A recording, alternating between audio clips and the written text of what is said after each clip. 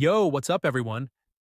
Today we're taking a deep dive into Mandy, breaking down her strengths, weaknesses, best gadgets, star powers, and how to play her effectively in Season 35. Plus, I just picked up the new Carnival Mandy skin, and I have to say, these animations are incredible. But the real question is, how well does Mandy perform in battle? Let's find out, starting with Mandy's stats.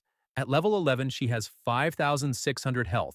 Her reload speed is classified as normal, just like her boyfriend Chester, and her movement speed is also normal, similar to the new brawler Finks. Her primary attack, Candy Dispenser, fires a single high-damage candy projectile that deals 2,600 damage per shot. However, if Mandy stands still for 0.45 seconds, her range increases by about 33%, making her the longest-range brawler in the game. While this extended range is powerful, it also means you have to position carefully, since standing still makes you more vulnerable. Her Super Sugar Ray deals 5,000 damage and is the longest-ranged super in Brawl Stars, firing a full-map laser beam that pierces enemies and obstacles. This makes it one of the most powerful zoning tools in the game, capable of completely changing the outcome of a fight when used correctly. Now, let's talk about Mandy's gadgets. She has two solid options, but overall, Cookie Crumbs is the stronger choice. This gadget makes Mandy's next attack pierce through enemies and walls, which is especially useful in Knockout and Bounty. It allows you to secure eliminations, charge your super faster, and create pressure that forces enemies to back off. However, Caramelize has its own advantages. This gadget slows enemies for 2.5 seconds with Mandy's next shot, making it great for stopping aggressive brawlers or preventing a goal in Brawl Ball. Personally, I use Cookie Crumbs in long-range, elimination-focused modes, but in Brawl Ball, Caramelize can be game-changing when used to stop an enemy from scoring. If you're facing assassins or aggressive brawlers, Caramelize can also help keep them at a distance, buying time for your teammates to take them down. When it comes to star powers, In My Sights is by far the best option. It increases Mandy's projectile speed by 15% while she is focused, which makes a huge difference in long-range engagements. Enemies will have a much harder time dodging your shots, and since they can't get close to you, you don't really need extra shielding. I always use this star power because it gives Mandy an edge in long-range fights and makes her shots feel much more reliable. Now, let's talk about the best gears for Mandy. Damage gear is an excellent pick, as it provides a 15% damage boost when Mandy's health is below 50%. This can be useful in clutch situations, especially when you're trying to finish off an enemy. Shield gear is also great, granting an additional 900 HP shield, which increases Mandy's survivability and allows her to take an extra hit in crucial moments. Finally, vision gear is a strong pick on maps with a lot of bushes, as it reveals enemies for 2 seconds after hitting them, preventing sneaky ambushes. Since Mandy doesn't have access to a reload speed gear, these three are her best options. Damage and shield are the most commonly used, but if you're playing on a bush-heavy map, vision gear is a game changer.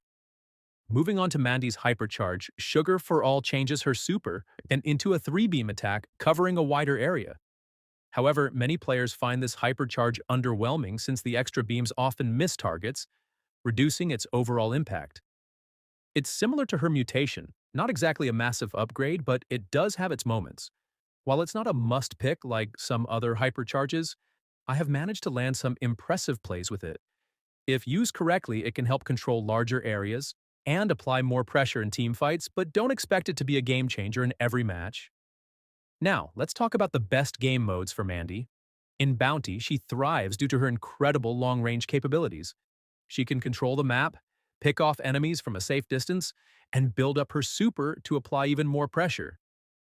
Knockout is another great mode for Mandy, especially on maps with narrow corridors. Her piercing attacks with Cookie Crumbs can force enemies into bad positions, making it easier for your team to secure eliminations. In Brawl Ball, while she isn't a top-tier pick, her Caramelized gadget can be extremely useful for stopping an enemy ball carrier. Slowing them down for 2.5 seconds gives your team just enough time to finish them off before they can score. While Mandy isn't the strongest brawler in every mode, She excels in any situation where she can take advantage of her extended range and precision attacks. Now, let's talk about the best team compositions for Mandy. Since she relies on long-range engagements, she works best with brawlers who can help control space and keep enemies away from her.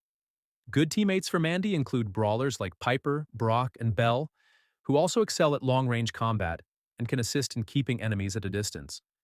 Support brawlers like Byron or Jean can also be great picks, as they provide healing and crowd control to help Mandy stay alive. If you're playing Knockout or Bounty, having a tank like Buster or a thrower like Tick can help create additional pressure while Mandy deals damage from the backline. However, Mandy struggles against fast, close-range brawlers like Edgar, Fang, and Mortis, so be cautious when facing them and always keep your distance. Overall, Mandy is a solid brawler with incredible range, but she requires careful positioning and smart decision-making to reach her full potential. Her gadgets and star powers offer strong advantages depending on the game mode, and while her Hypercharge isn't the best, it still has situational value. If you can master her long-range mechanics and play around her strengths, you'll be able to dominate with Mandy in the right matchups. That wraps up this deep dive into Mandy. What do you think about her Hypercharge? Do you think she's underrated, or does she need a buff? Let me know in the comments below. Also, if you enjoyed this breakdown, don't forget to like and subscribe for more Brawl Stars content. Thanks for watching, and I'll see you in the next one.